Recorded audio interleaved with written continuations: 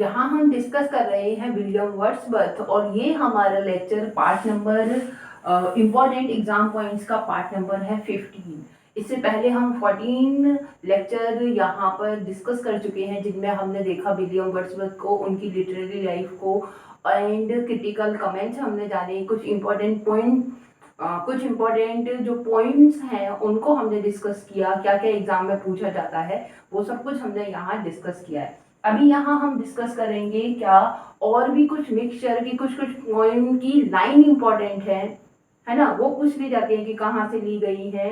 कुछ कमेंट्स और जो भी कुछ आज ट्राई करती हूँ कि मैं इस सबको सम अप करूंगी इसमें और इस लेक्चर सीरीज को एंड करूंगी।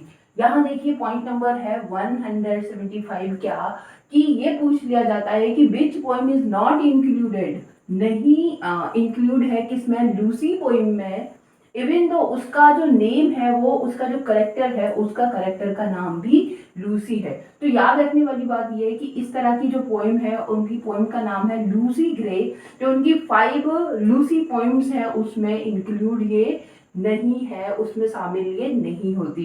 तो इसीलिए ये पूछ लिया जाता है कि कौन सी पोइम ऐसी है जो जिसमें लूसी मेन करेक्टर है फिर भी वो लूसी पोइम में नहीं है, तो वो लूसी ग्रे है। उस पोइम का नाम क्या है, लूसी ग्रे।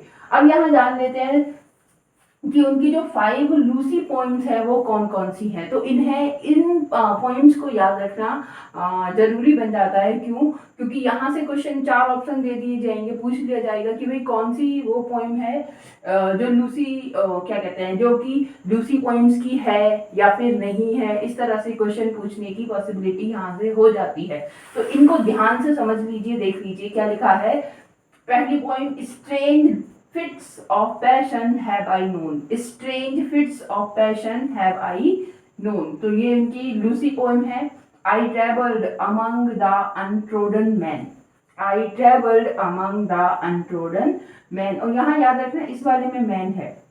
आगे भी एक जैसा ही टाइटल है, क्या लिखा है, सी dwelled among the untrodden way। यहाँ पर वे है, यहाँ पर मैन है, ठीक है।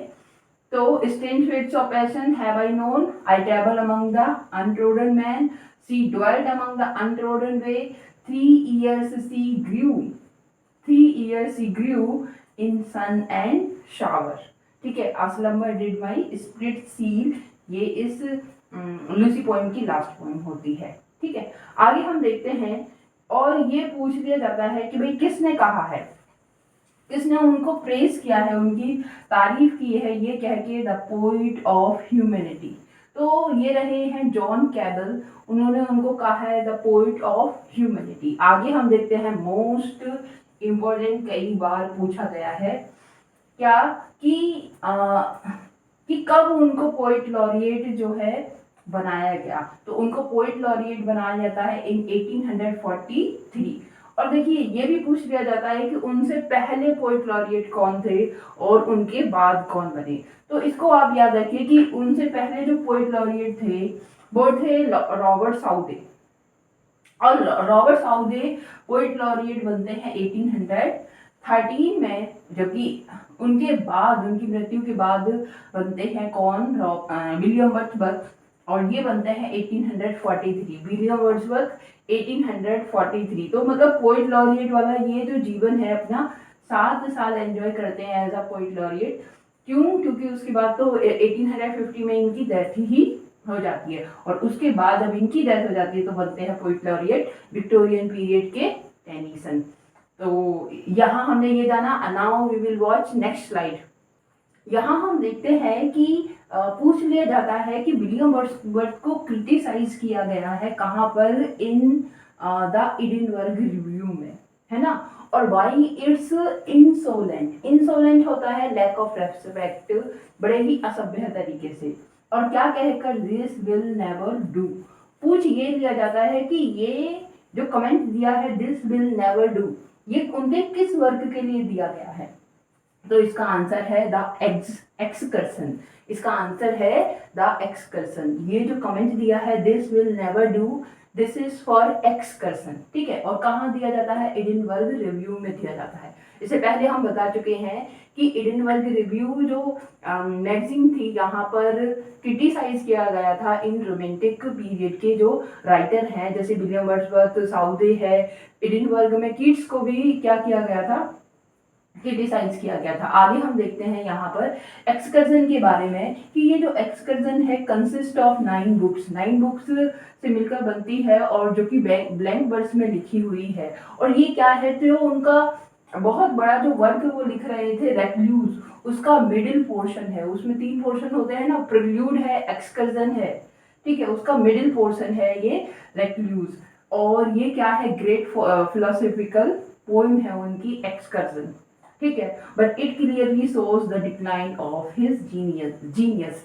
तो ऐसा क्वेश्चन भी पूछ लिया जाता है कि भाई कौन सा वर्क था जिसके पब्लिश होने के बाद उनका क्या हो गया? उनका डिक्लाइन हो गया, इनकी पोइटिक जीनियस का डिक्लाइन हो गया। तो वो वर्क भी कौन सा है? वो वर्क भी है एक्सकर्जन, ठीक है। तो एक्सकर्जन पब्लिश कब होती है? एक्सकर्जन जो है वो पब्लिश होती है किसमें? 1814 में। तो 1814 इसके बाद वो जो लिखने लगे, वो किस तरह का लिखने लगे? उनकी जो थीम होती थी वो कॉमन मैन से हटकर होती थी। वो एक बड़ा ही क्या कहते हैं, मतलब ग्रेट, भव्य, पॉम्परस वो लिखने लगे थे, स्प्लेंडिड वो लिखने लगे थे। उनकी जो थीम थी बड़ी हाई चली गई थी, कॉमन मैन से वो हट गए थे। अपने पॉइंट्स जिस तरह की पहले लिखा करते उस तरह की वो नहीं लिखते थे।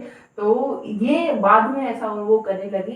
1814 वो टाइम पीरियड माना जाता है जब एक्सकर्जन पब्लिश हुई और उसके बाद उनका पोइटिक डिक्लिनेशन क्या हो गया? स्टार्ट हो गया। आगे देखेंगे कि ये जो प्रेल्यूड है और एक्सकर्जन है, ये 2 वर्क हैं, प्रेल्यूड और दूसरा एक्सकर्जन।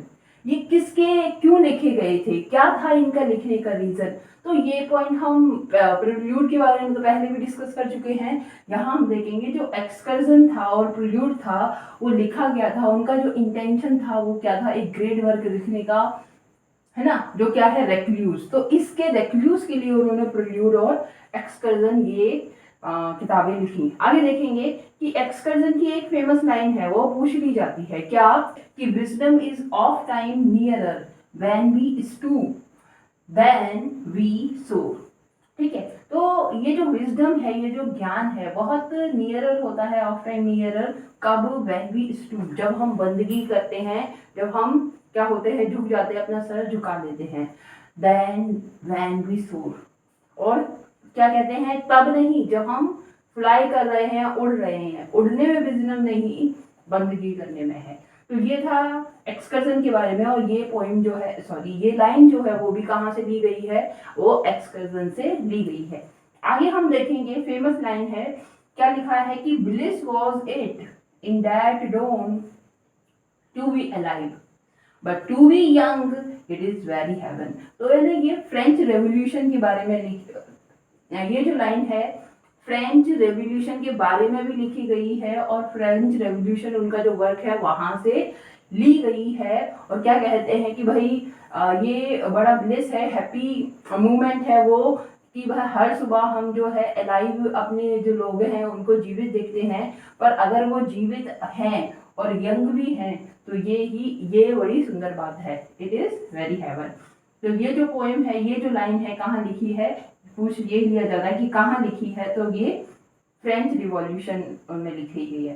फ्रेंच रिवॉल्यूशन इनका जो वर्क है पब्लिश होता है 1809 में। और ये जो फ्रेंच रेवोल्यूशन पब्लिश होता है वो कहाँ? फ्रेंच मैगजीन, और कंपोज हुआ था 1804 में। और ये क्या है? बाद में ये पार्ट बन जाता है, it is a part of prelude included in book 11। Book 11 का ये पार्ट बन जाता है, ठीक है।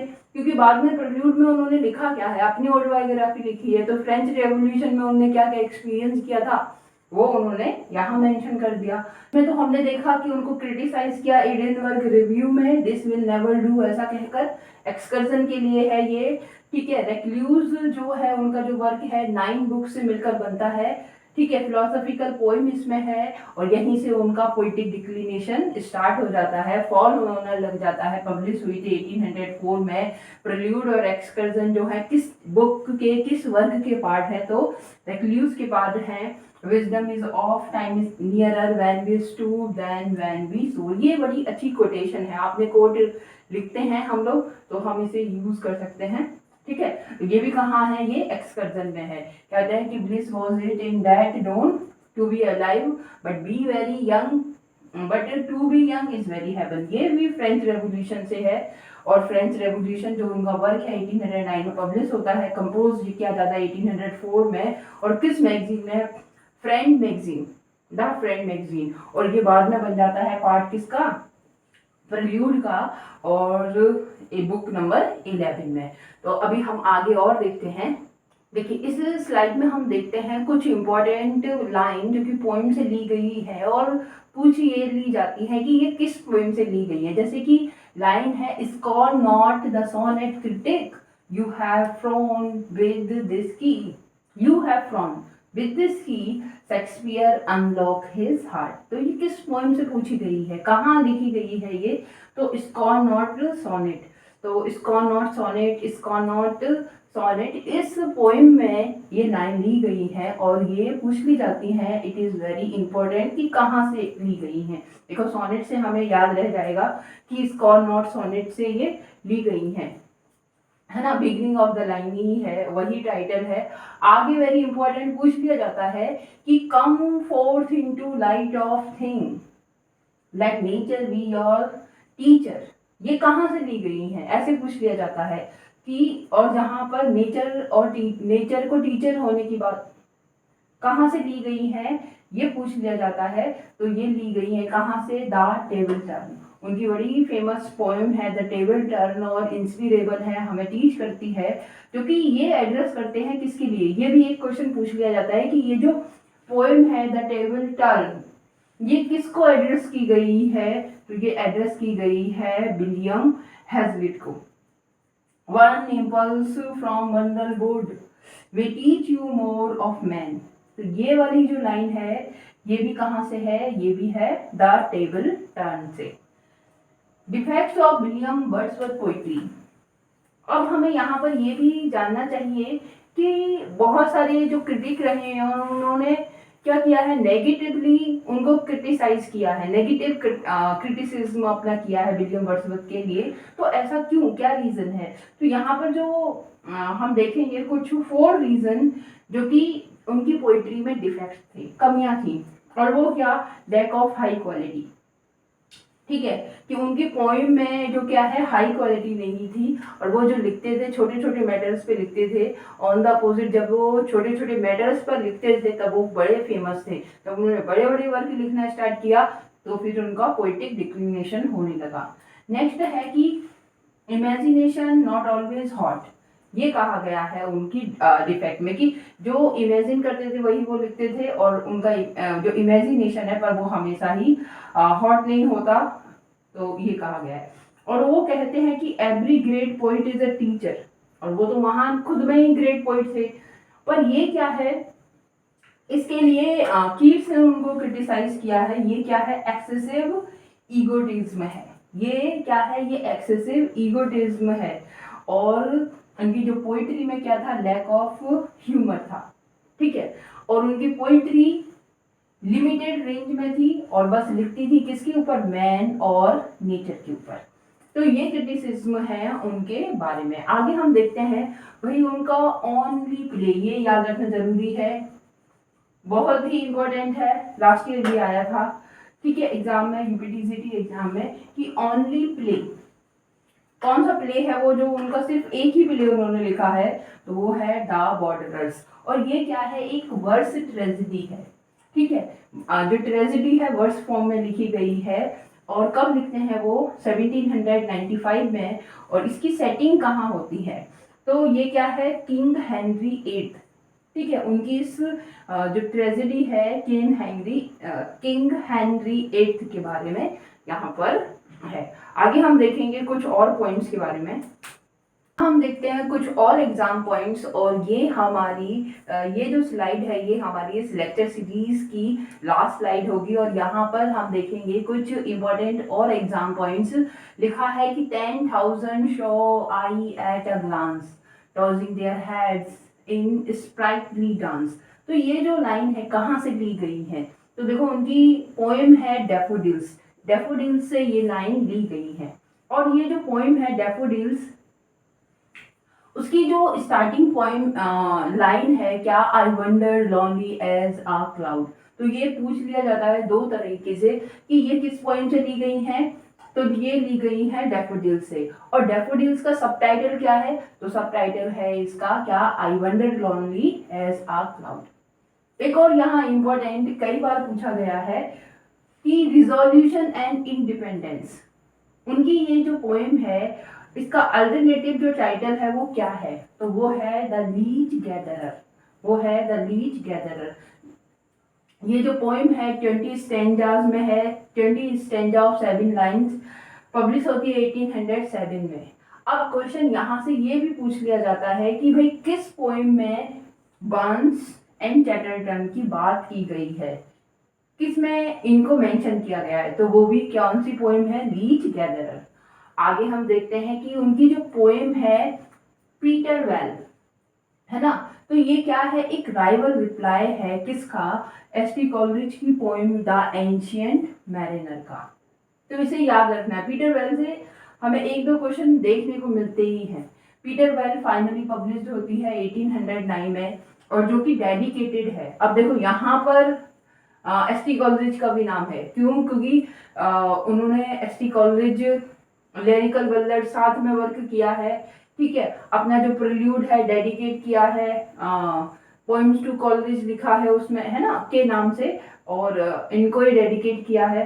तो एस.टी. कॉलरिज भी ऑप्शन में आता है, मगर यहाँ पर ये जो वर्क है पीटर वेल, ये जो डेडिकेशन है उनका, उनके जो फ्रेंड है रॉबर्ट साउदे, तो उनके लिए है। जैसा कि हम जान भी चुके हैं, उनसे पहले पोइट लॉरिएट थे वो रॉबर्ट साउदे थे, उसके बाद वो खुद विलियम वर्ड्सवर्थ बनते हैं, और उसके बाद टेनिसन बनते हैं। यहाँ हम देखेंगे, देखो इस तरह से एक क्वेश्चन आया था कि ओनली ट्रेजेडी, ओनली प्ले, उनका जो ओनली प्ले है वो बॉर्डरर्स था, और उनका जो ओनली लव सोनेट है वो क्या है? Why are thou silent, why are thou silent.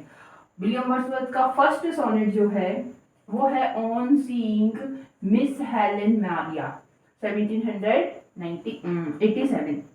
और यहाँ हम देखते हैं ये पॉइंट की 1850 डाइड एट राइडर माउंट, और कहाँ इनको एक बीमारी थी प्यूरिसी, इससे वो, इसकी वजह से वो क्या हो जाते हैं, डाइड हो जाते हैं। तो यहाँ हमने देखे कि डैफोडिल्स की फेमस लाइन है 10,000 saw I at a glance tossing their hats and in sprightly dance। तो यहाँ से दो क्वेश्चन पूछे जाते हैं कि कहाँ से लिया गया है, दूसरा कि कौन सा पार्ट्स ऑफ स्पीच इसमें है, सॉरी पार्ट्स ऑफ स्पीच नहीं, फिगर ऑफ स्पीच इसमें है। I wander lonely as a cloud, उसी तरह से दोनों क्वेश्चन पूछ लिए जाते हैं कि कौन सा इसमें फिगर ऑफ स्पीच है और कहाँ से लिया गया है। तो इसमें आप देखिए कि एज लिखा है तो सिंपली फिगर ऑफ स्पीच है, और 10,000 इतने सारे की बात किया है कि एक दृष्टि में इतने सारे देख लिए, तो यहाँ पर कौन सा है, हाइपरबल। रिजोल्यूशन एंड इंडिपेंडेंस, ये जो पोएम है इसका जो टाइटल है वो क्या है, लीच गैदरर। और इसमें क्वेश्चन ये पूछा जाता है कि मेंशन किसको किया है, बर्न्स एंड चैटरटन को यहाँ मेंशन किया है। पीटर वेल उनकी जो पोएम है एक रिप्लाई थी एस.टी. कॉलरिज की पोएम एंशिएंट मैरिनर का, जबकि ये पीटर वेल जो है फाइनली पब्लिश होती है 1890 में, और वो डेडिकेट है उनके फ्रेंड रॉबर्ट साउदे के लिए। ओनली लव सोनेट उनका है वाई आर दाउ साइलेंट, और फर्स्ट सोनेट उनका है on seeing Miss Helen Maria, ठीक है। और हमेशा के लिए जीवित हो जाते हैं, आई डोंट लाइक टू से 1850 ही डाइड, और वो हमेशा के लिए इसके बाद जीवित हो जाते हैं एज अ रोमांटिक पीरियड। उन्होंने रोमांटिक एज की शुरुआत की, और लिखने की जो स्टाइल थी उसको चेंज किया, और नेचर को देखा। छोटे छोटे पॉइंट्स पर वो लिखा करते थे, इस तरह के पॉइंट्स पर जिन्हें तुच्छ ट्राइबल माना जाता था, ट्रिवियल माना जाता था, और इससे पहले किसी ने लिखा नहीं था ऐसे छोटे छोटे पॉइंट्स पर पोइट्री में। और उन्होंने नेचर को देखा, नेचर की उन्होंने तारीफ की, बहुत सारी उनकी पोइम्स है जो कि हमें इंस्पायर करती हैं, जो उनकी बिगनिंग में लिखी हुई पोइम्स है। और ये जो राइटर है विलियम वर्ड्सवर्थ, इन्हें पढ़ने के बाद ऐसा लग रहा है कि बड़े ही इंस्पिरेबल हैं और हमें क्या करते हैं, इंस्पिरेशन तो देते ही हैं, साथ में पोइट्री लिखना भी सिखाते हैं। इन्हें पढ़ने के बाद बड़ा बड़ा अच्छा लगता है। और इनसे एक चीज़ सीखने को भी मिलती है कि जब हम दिखावा करते हैं ना, दिखावा, तो फिर दिखावा करने में क्या होता है कि जो हमारा मेन, हम जिसकी जिसके लिए हमारे अंदर जो क्या है क्वालिटीज है, दिखावा करने में वो फेल हो जाती है। तो शो ऑफ नहीं करना चाहिए, दिखावा नहीं करना चाहिए। इनकी लास्ट करियर से तो हमें यही सीखने को मिलता है। और क्या सीखने को मिलता है विलियम वर्ड्सवर्थ से? बहुत कुछ सीखने को मिलता है कि नई शुरुआत किस तरह से करनी चाहिए, चेंज किस तरह से लाना चाहिए, ये भी बात हमें इनसे देखने को मिलती है। हालांकि इससे पहले भी शुरुआत तो हो गई थी रोमांटिक एज की, मगर इनके जो लिरिकल बल्लर जब पब्लिश होते हैं तो वहाँ से रोमांटिक एज की शुरुआत मानी जाती है। और ये ग्रेट राइटर रहे हैं। और thanks for watching it. Like share subscribe it for more. Thank you.